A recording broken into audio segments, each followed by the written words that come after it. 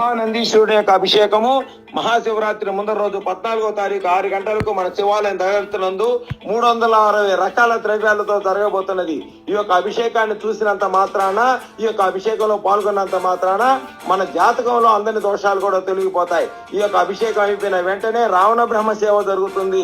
14వ తారీఖు రావణ బ్రహ్మ సేవలో పాల్గొంటే మనకు సంపూర్ణమైన భక్తి శ్రద్ధలు పెరుగుతాయి. అంటే మనకు బ్రహ్మజ్ఞానం కూడా లభిస్తుంది అనేది మనకు శాస్త్రవచనం. కావున బహుళ త్రయోదశి నాడు సాయంకాలం 6 గంటలు జరిగే నందీశ్వరుడు యొక్క అభిషేకంలో పాల్గొని రావణ బ్రహ్మ సేవలో పాల్గొని తదుపరి మనకు మహాశివరాత్రి వస్తుంది కాబట్టి ఆ రోజు రాత్రి నుంచే మనకు జరిగే అభిషేక కార్యక్రమాలతో మనకు మహాశివరాత్రి కార్యక్రమాలు కూడా ప్రారంభమవుతాయి. కావున అందరూ కూడా మహానందీశ్వరుడు యొక్క అభిషేకంలో పాల్గొని సమస్త దోషాలు తొలగించుకొని సంపూర్ణమైన శివానుగ్రహాన్ని పొందగలనమన్నవి శివాలయం దగ్గర